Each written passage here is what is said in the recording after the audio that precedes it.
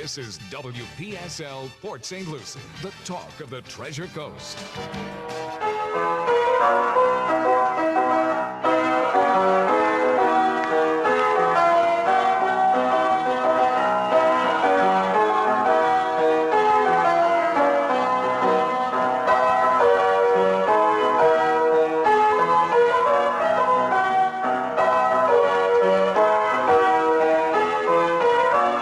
It is 10:10 at WPSL 1590, the talk of the Treasure Coast.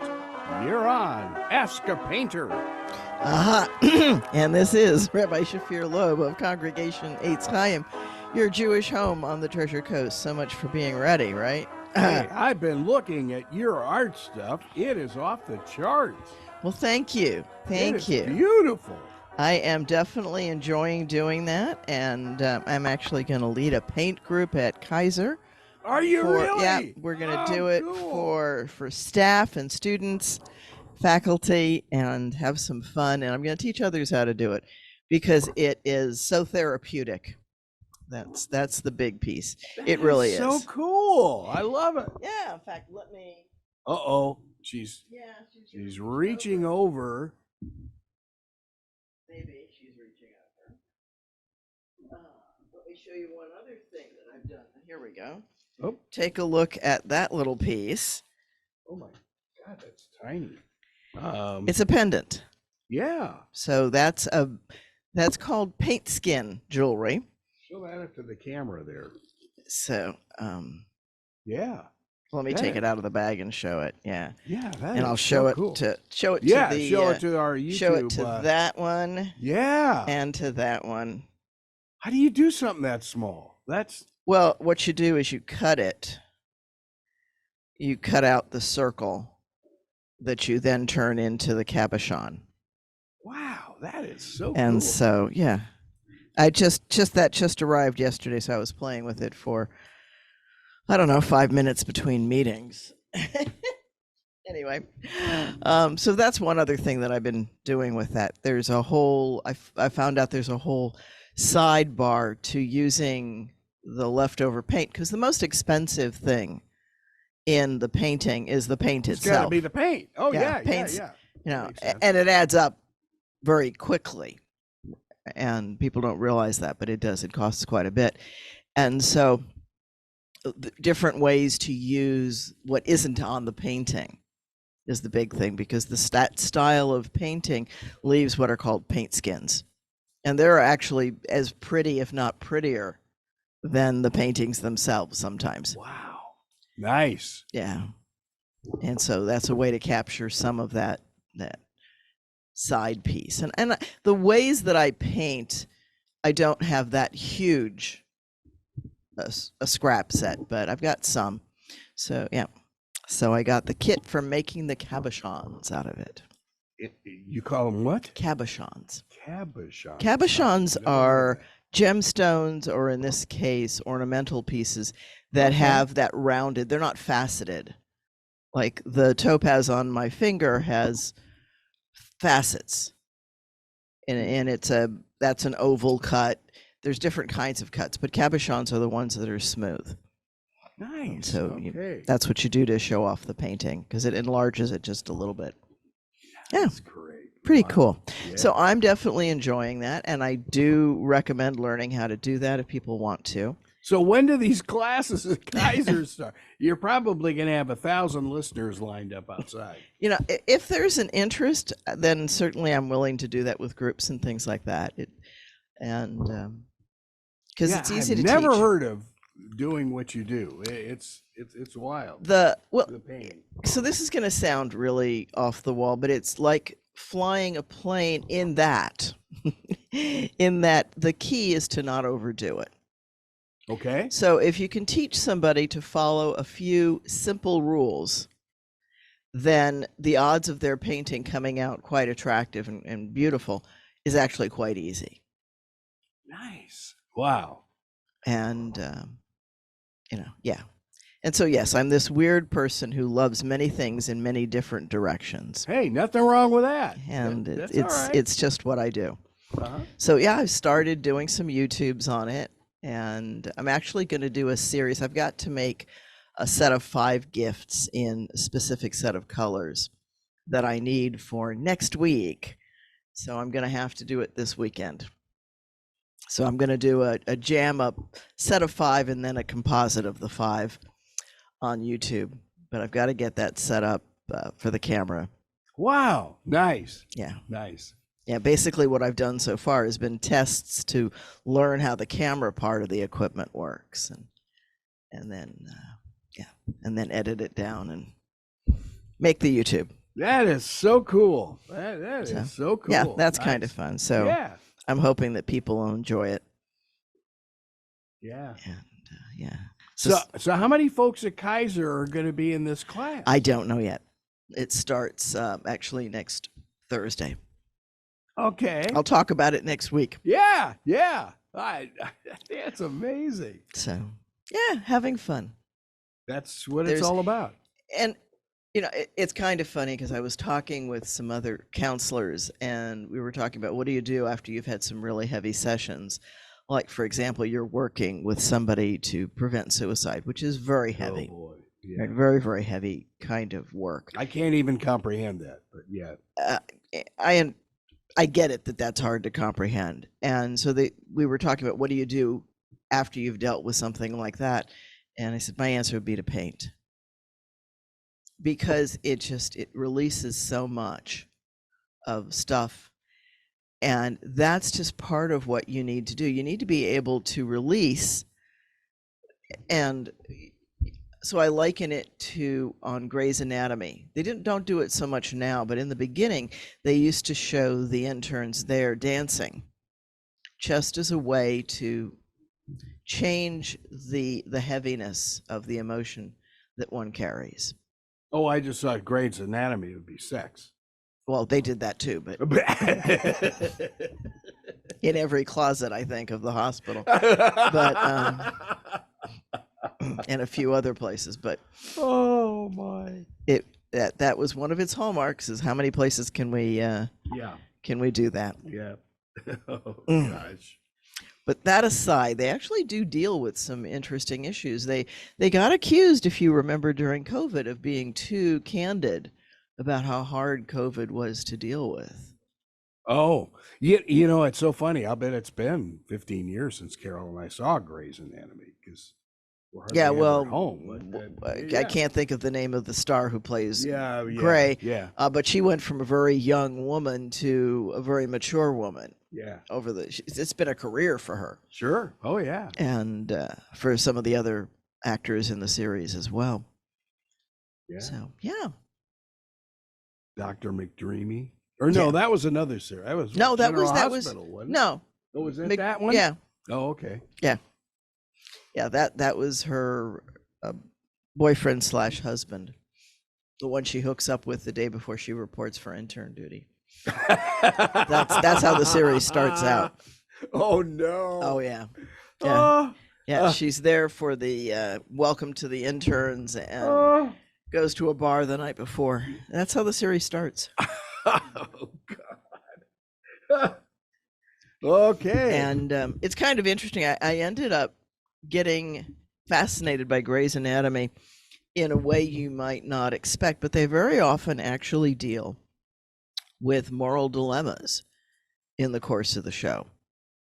And one of the shows, and I use this in my class to discuss the ethics about the health professions, and because that's one of the topics we discuss in Intro to Humanities. And there's a clip from Grey's Anatomy where a convicted killer who's due on death row in 3 to 5 days wants to give his organs to a child who's about to die and needs an organ transplant. So they deal with some very heavy topics. Yeah. And there's a piece in there where Dr. Bailey says, I crossed a line. She makes the wrong ethical decision. She gets stopped before it goes too far, but she's keenly aware of it, and then she deals with it. And it's a subject that comes up a couple other times in talking with it, because when you're in the midst of the problem, it's often hard to see it from the the overall perspective. I just thought, I thought of you when we're watching nightly news, and this decision from the Alabama courts about in vitro fertilization. Oh boy, what a heavy discussion. Yeah, it's the things we are doing to make healthcare for women impossible to achieve, because that's the downside of that, right? One couple had spent $250,000. Yeah. And whatever they have in this bank is going to, I guess, go away. I mean, I have no idea.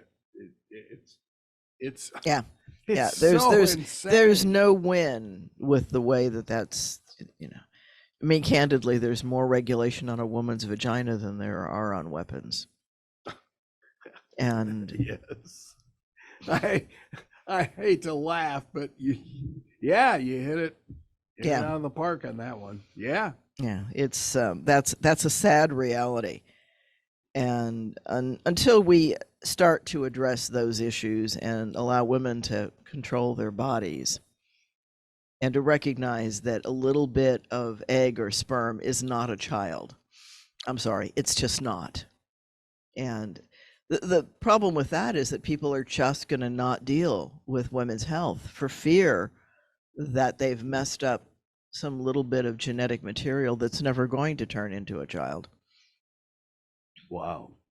And, you know, I mean, you could carry that to an extreme very quickly and very easily, that if a woman has her period, she's killed an egg. I mean, that's the... Well... Right. It changes the body. There's no doubt about it. Well, and it releases an egg that never gets fertilized. That's right. Yeah. Wow. So these are the kinds of things where people are not thinking things all the way through to the extremes. Yeah. Because laws impact the extremes so much more than they impact the middle of the road. And this is just one of those cases where it's just not an okay thing. This is not an okay thing. And I treasure life, and I think that everything should be done. So let's go ahead and let's arrest all the fathers who aggress against the mothers because they're endangering the fetus. They're not doing that. They're just not doing that. And we are really close to victimizing the victim. In criminalizing the victim in so many ways, that we really do need to get a rational head on some shoulders and start addressing things that really are important. How do we maximize the likelihood of a healthy child coming out of a pregnancy? And how do we make sure that a pregnancy is in fact wanted and not going to put either the child or the mother in danger? And the other big question that I've raised other times with you is who's going to pay for that child once it's born? And particularly if that child is the victim of rape or incest or any of those things, then dad needs to pay for 18 years of upkeep on that child. I agree.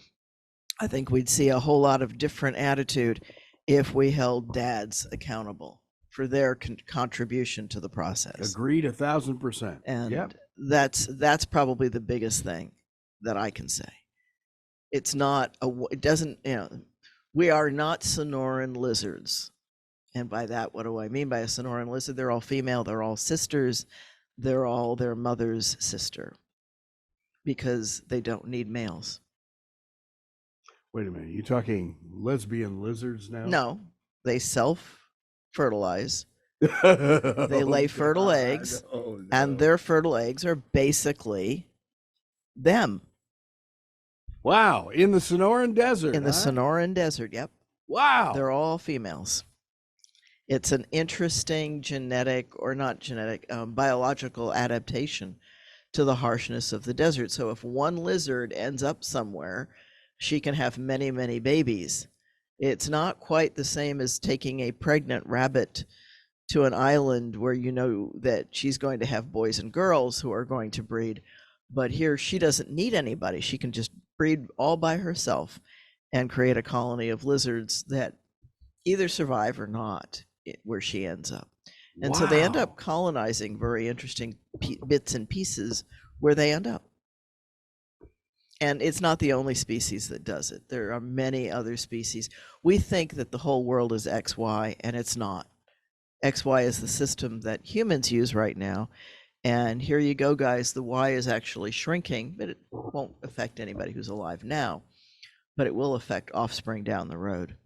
And we're probably going to change the way we determine sex. It's not as fixed a thing in nature as we like to think. Well, and you've said that for years. Yeah. And you know, it's funny. Apparently, is it Will Smith? It's one of those actors. It's down in the Amazon.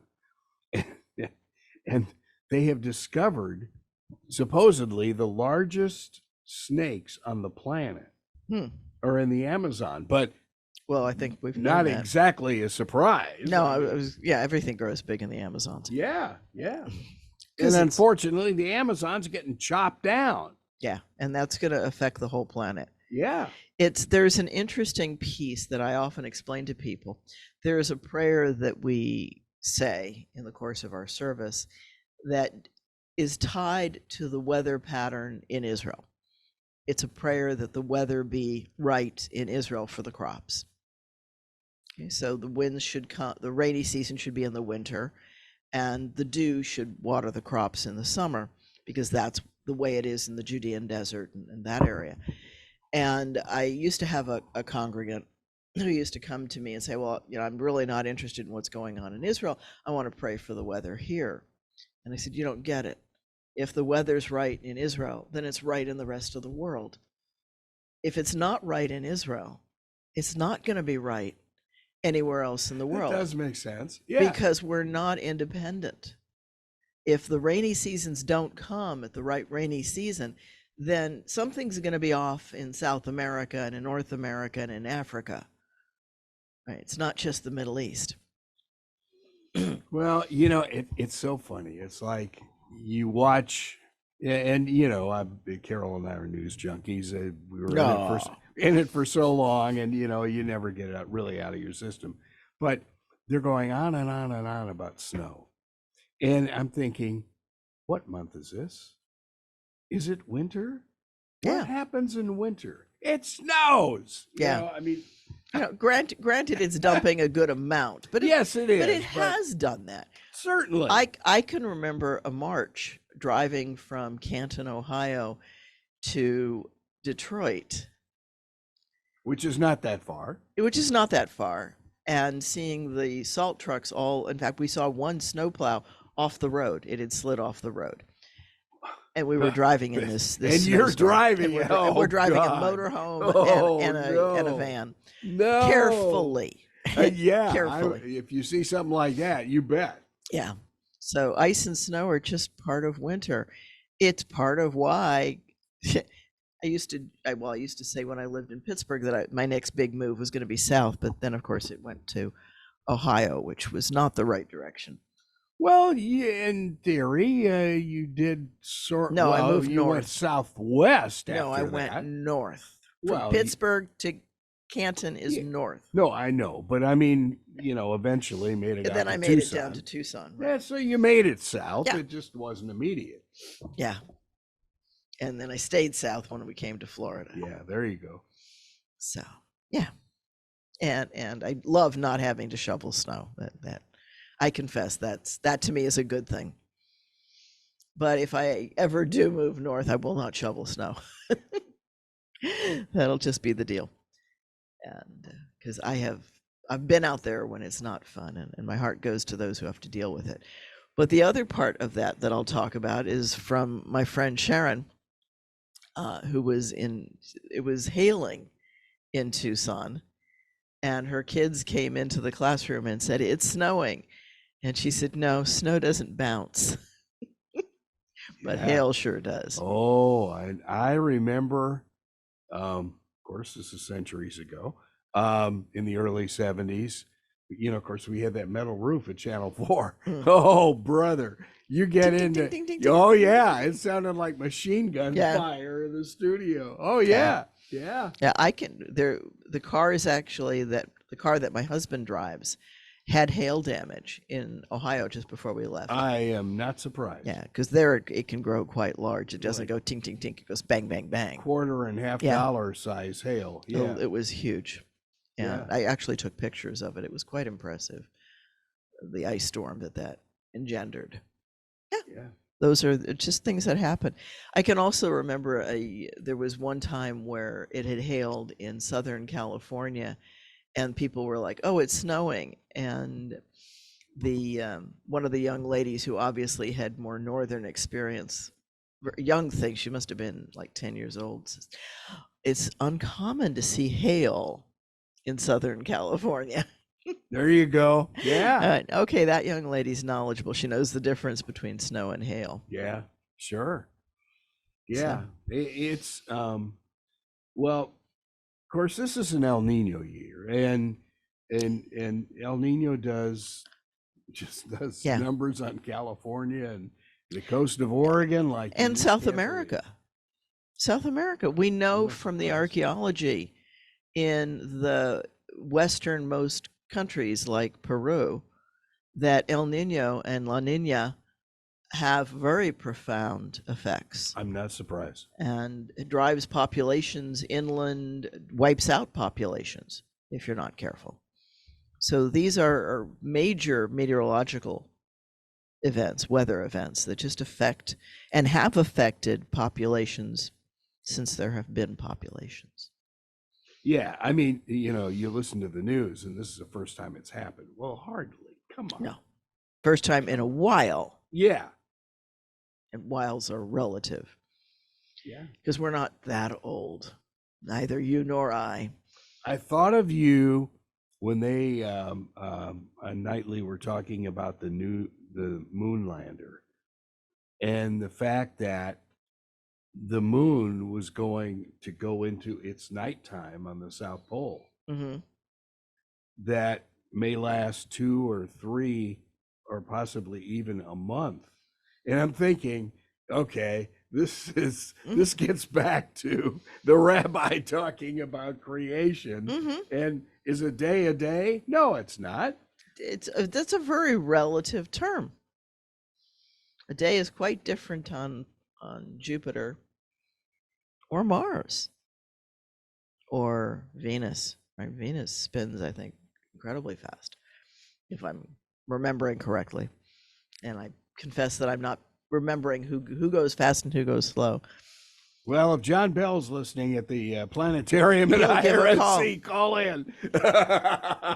John can tell you. He does some amazing shows at the planetarium. Does. And now that he's on the morning show here, it's like he's saying, I get so many WPSL listeners on our weekend shows, and it's great. And yeah, he does an amazing job. And for folks who don't know, we do have a planetarium on the main campus. We do. Yeah. It's easy to get to. They do shows typically Saturday and Sunday afternoon. And just check at the box office at McAlpin, and you can buy tickets. They're not expensive either. No. And the chairs are very comfy. And if you are a teacher driving around and you want to take your class there, certainly call John. Yeah, that's what he's there for. Absolutely. I think he'll do special performances. He does. He does all the time. Yeah. Yeah. So a really cool thing. Yeah. Yeah, and it's right in your backyard, folks. It is, and that's just one of the resources. Might as well do a plug as well for IRSC's, the musical and the performing arts. There's one of the things coming up is the Bard on Broadway. I know that and that's going to feature live music and things like that. And for folks who haven't been to the McAlpin, it is a beautiful facility. They have beautifully renovated it. Yes, they have. And I think it's just wonderful to have that caliber of entertainment on the Treasure Coast. People may not realize it, but it's very economical. Really, a season ticket I think is like $10 a ticket right now. So it's it's really nice. And it's so funny. Your college has so much to offer that people don't know about. Yeah. my colleges, my universities. Yes, you're plural. I am plural, and both of them need a good plug. They both individual types of. They serve a different kind of student. That's very true. That they often think of themselves as competing with each other, but the reality is they don't. They are attractive to a different segment of students. And I see that in the classrooms. They're very different kinds of students. And the approaches are just very different. Kaiser, of course, is a more career-oriented school, and it's going to gear you up specifically for entering different career fields.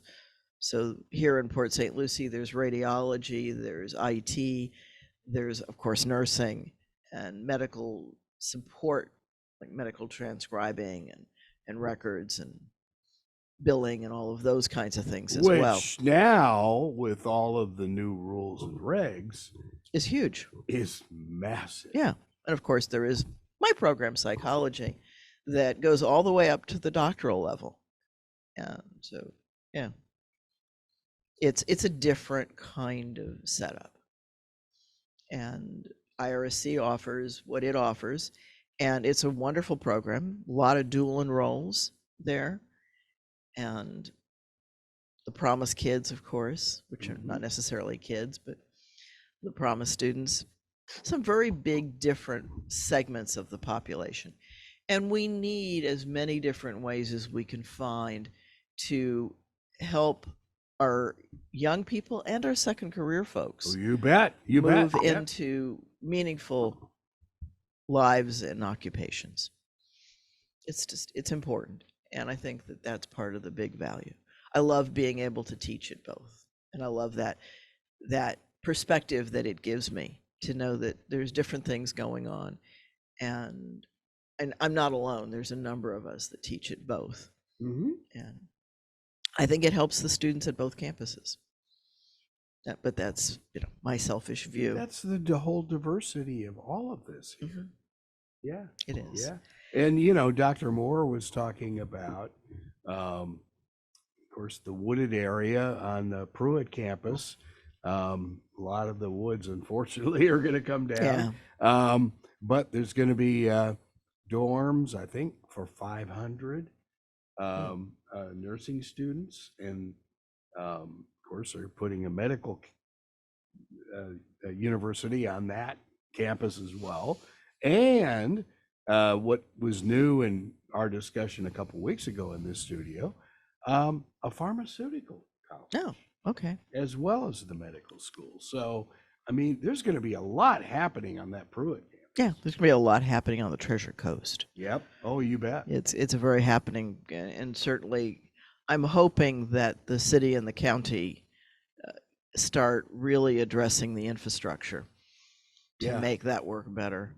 I'm pleased that St. Lucie West has gotten better now that the bridge has finally opened, as people are starting to figure out how that works. Open for what? Oh, spring training. The cones came down today, and yeah. Oh yeah. Not the least bit transparent, but which starts tomorrow. Yeah. Oh yeah. Sure. Yeah. That season. Okay. Yep. That season. Yeah. That's going to make life interesting when it. Oh boy. Yes. Yeah. Especially at 4 or thereabouts in the games. Yeah. 10,000 people get out of the game and join the other 20,000 on St. Lucie West Boulevard. That's a good time not to be on St. Lucie West Boulevard. It is. Unfortunately, that's when I go home. So yeah. I hear you. Oh yeah. And you live in that general area. Yes. So yeah. You don't have a choice but to go through it. That's true. So but yeah, growth here and I think what you're the psychology is so important. It has become one of the most versatile bachelor's degrees because people with a bachelor's in psychology can find themselves in HR departments and in a variety of different career fields. That's just a small part of it. But industry is looking for people with a degree in psychology because it's very important. It's important to understand yourself and to understand others.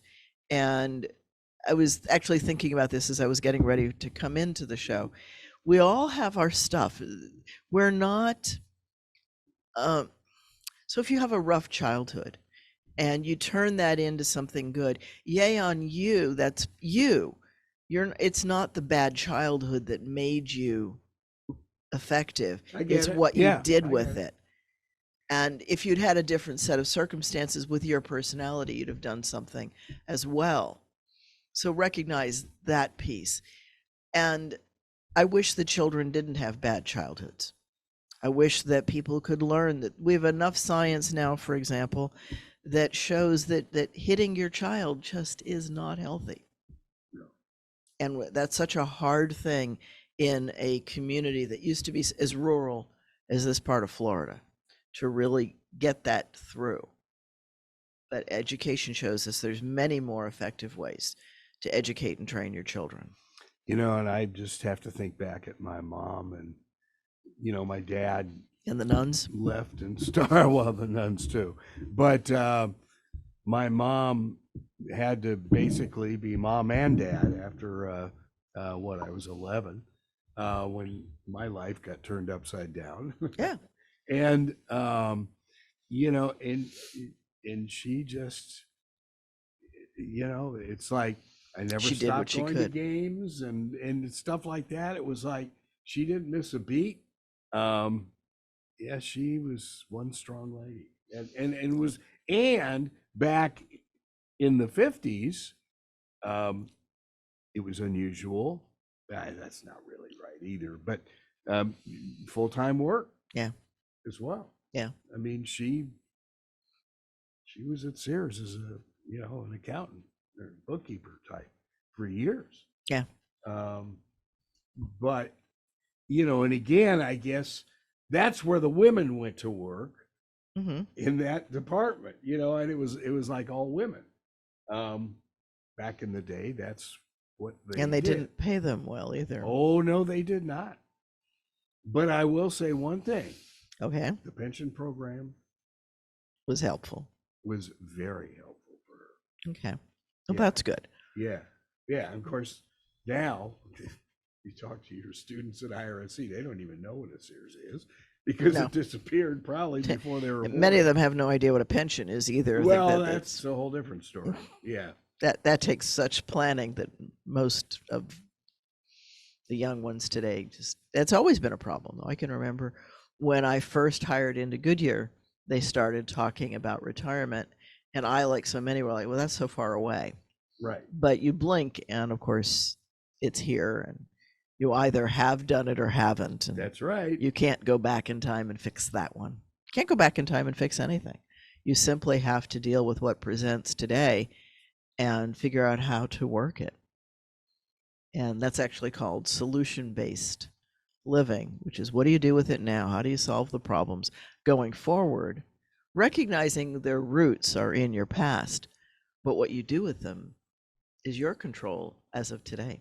I was talking to one of the coaches at IRSC, and he said, I listened to you and the rabbi, and she said they don't make junk. They don't. He said, what about the murderers and people like that? They're still not junk. And so here's the piece. If we could learn to embrace those folks and teach them better coping skills, they might not go down that path. Okay. And we need to be able to recognize and work without stigmatizing schizophrenics and people who have things that are just not functioning at their best for people.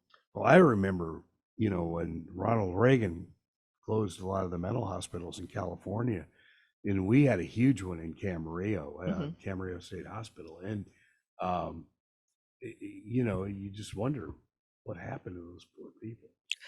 Well, and it's not that some of the state hospitals were not doing a good job. I'm sure. And I'm sure. Just as our prisons today are not doing a good job. They're making money for a few individuals who are benefiting from the privatization. by warehousing people that otherwise could be rehabilitated and made into contributing parts of society. Not everybody's going to be president, but everybody can contribute in a meaningful way. Mm-hmm. And as you say, not making license plates either. Right. I mean, so really doing it. I think if we really looked at the German prison system, and yes, Germany once did horrific things. And yes, their prisons do have cold-blooded murderers in them. And some of those folks are not going to be released because when they go through the psychological batteries and testing, they're still not able to properly contribute to society. But that's a very small minority. The vast majority, they have a very, very low recidivism rate. We don't, folks. What we're doing is not working except to make money for the few who profit off of the privatization. Mm-hmm. And that's a very small segment, but it's going to take a sea change. It's going to take a consciousness change. We have got a lot of societal issues. I love America. This is where I choose to live. This is where I choose to be a citizen. And it's where I was in the military. So this is not something I'm saying lightly. I really adore it, but that doesn't mean I'm blind to its problems. In fact, that's probably part of what's drawing me into psychology and into counseling, is to try to help one person at a time make a difference and have a better life. Yes. Because I think people can. And I think of the guy walking down the beach throwing the starfish in the sea. It matters to those starfish. I can't save the world.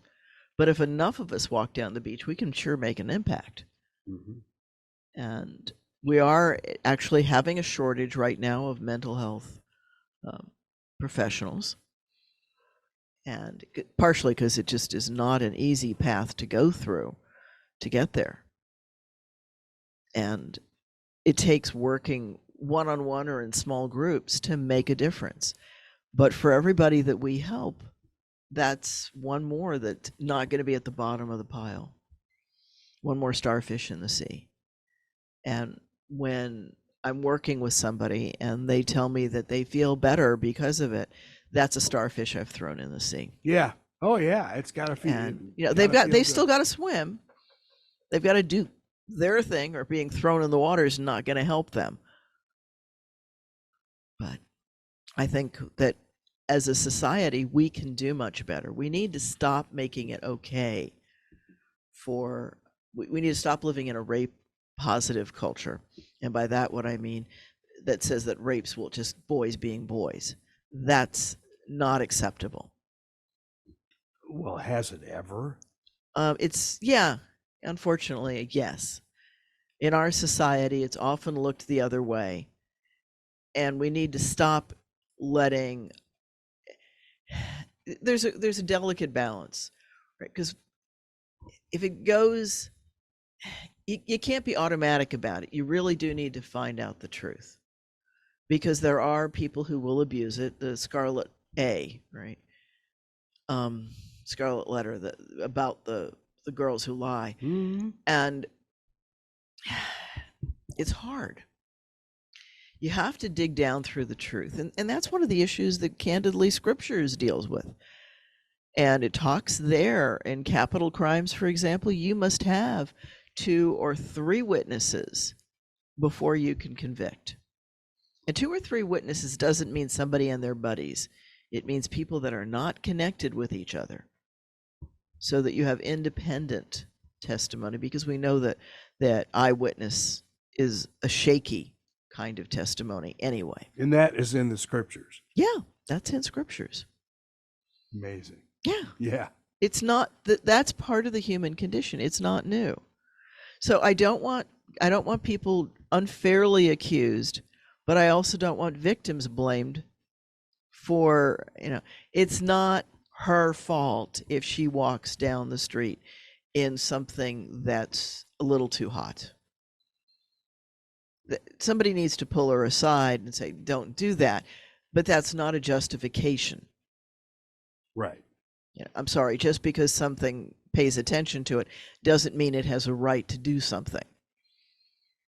And you guys know exactly what I'm talking about. Oh yeah. No, exactly. Yeah. All right. So that's important. And I'm going to take a couple of seconds here for a PSA at First Methodist Church on Prima Vista, right across the street from where we have our services. They are going to be having a craft fair on March 2nd. It's a Saturday from 10 to, I think it's 4. So I'm going to give a shout out for them. Lots of good stuff there. I know that one of my organizations is going to have a booth there. I won't be there for a number of reasons, not the least of which is that it's Saturday morning. I was going to say. But there'll be lots of cool things there to see. And I'm sure there'll be great bargains and stuff like that. I know that the group that I'm connected with will be selling some jewelry. Somebody left us a big chunk of jewelry, and there's only so many pieces you can wear, but lots of people can benefit from that. And we make scholarships and do things like that. Nice. That's good. Yeah. It's just some of the things that we do. Yeah. So that's the shout out for that. And that is, again, March 2nd, a Saturday, and from 10 to 4. And First United Methodist, for folks who don't know, is just west of Rosso, and it's on Prima Vista. And right across from it's on the corner of Irving and Prima Vista. Yeah. So it's where the 3 churches are. There's the Methodist, the Catholic, and the Lutheran. Of course, we have our services in the Lutheran Church in St. Andrews in their community center, and that's Fridays at 7:30. This is an alternative Friday night, which means we do a short service and do something a little different in the course of it. So we'll have some fun. Are you going to give us a little tease, No. or is that the tease? No, that's the tease. We do something different. We have done so many different things. Okay. Sometimes we just talk. Sometimes we do a project. We do arts and crafts or something of that ilk. Nice. And we talk about, so you can do those kinds of things on Shabbat, providing you don't finish them. So that's. Wait a minute, back up. Okay. Yeah. You can do things, you just can't finish projects. So. Why? Because then you're doing work. Okay, so the key is to keep it in the relaxing entertainment. Okay. Joy-filling part, and not doing it for work or to sell or to something like that. Okay. Huh. Yeah. That's interesting. Yeah. And it takes a little bit of prep to be ready to do it that way. But for example, we actually did painting one Friday. But what it was everything was prepared, and you just poured the paint and let it sit and put it in pans, and people took it home and finished it at home. Nice. Yeah. Okay. And that's it. Yeah. What Shabbat does, what the Sabbath does, if you do it right, is it makes you plan ahead so that you can actually enjoy what you're doing, the activity or what have you. That's what it's about. It's people sometimes think that there's an injunction against tearing, and so the Orthodox will pre-tear toilet paper so as to not have to rip it off the roll. And you might think that sounds silly, but here's the piece. If you do that, what you are doing is making sure you have enough toilet paper and not going to run out on a Saturday and have to go to the store. Oh, okay. Yeah. Wow. Right. So it's about pre-planning so that you can just be in the moment. And it is so healing to just be in the moment for 25 hours. If you do it fully, it's 25 hours of just chilling out, not stressing because you have prepared everything and you just can be in the moment and make it happen. So why do they not utilize electricity? It's the same kind of thing to prepare. And part of it has to do with how difficult it was to say candles and things like that. Electricity is a little bit different. And we're seeing, so now somebody came up with something called a Shabbat lamp, which is kind of interesting. It turns on a circle and it shines, so the light is always on. But what you do is you turn it into its case so that the light's contained in the case and it doesn't interfere with your sleeping. And then you turn it off after sunset on Saturday. So again, it's just a matter of pre-planning and making sure everything is ready so you're not doing that last minute scramble. And when you can do that for a number of hours, then it is going to reset some of your anxiety mechanisms. It's just going to let some of that go. Just as doing the painting for me is extremely, I pour it and it does what it does. And yeah, I can influence it. And a couple of the things that I always tell myself, there are no mistakes, and worst comes to worst, I'll repaint that canvas if I don't like it. If I do like it, I might keep it. I might put it on Etsy. I haven't opened the Etsy store yet. Okay. Starting to have enough to put up on Etsy. Well, and you mentioned a word. Carol was reading the New York Times this morning, and on this article on Gen Z and their career choices of becoming influencers. Are you seeing any of that with some of your students? Some of them are, and they do a variety of things. They're much more interested in a balance.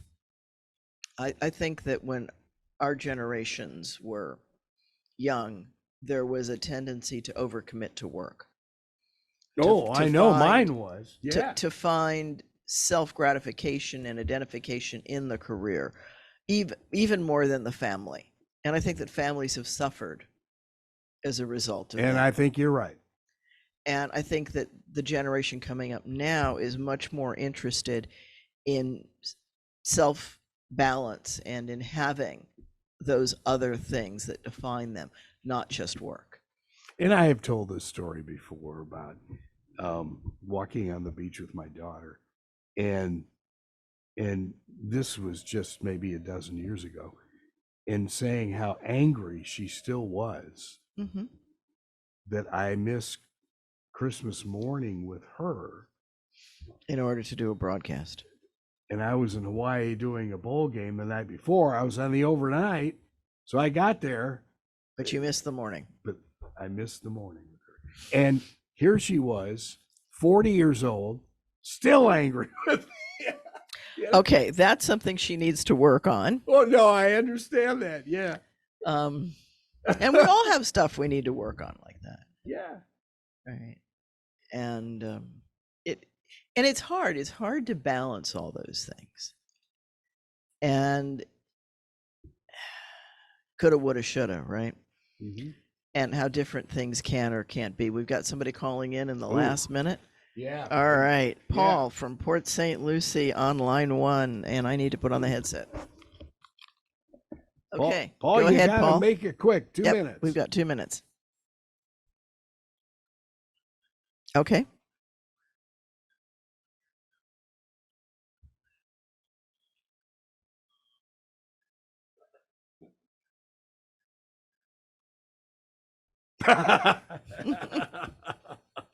Would I ever consider going on Jeopardy?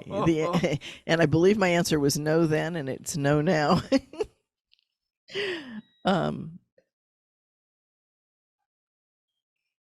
You can make it. Go quick. What's your question, Go Paul? quick.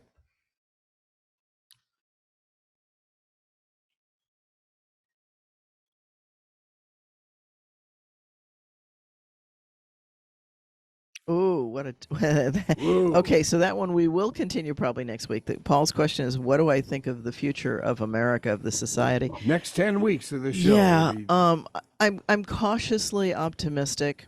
We have a history of solving our problems. The pendulum swings. I am very concerned with the division that's going on, but if we look at history, we've been divided before, and hopefully we will heal and not tear this country apart. That's the short answer. So please remind me next week to take up the question of where's America going? Yeah, and call earlier in the show, Paul. Thank you for calling, Paul. All right. And when are the services? Services are 7:30 tonight at St. Andrew's Lutheran Church in the Community Center for Congregation Eitz Chayim, your Jewish home on the Treasure Coast. All right. Have a great week, everyone. You have a good week. Love that artwork. You've been listening to Ask a Rabbi right here on WPSL, Port St. Lucie. Talking the Treasure Coast, webcaster to the world.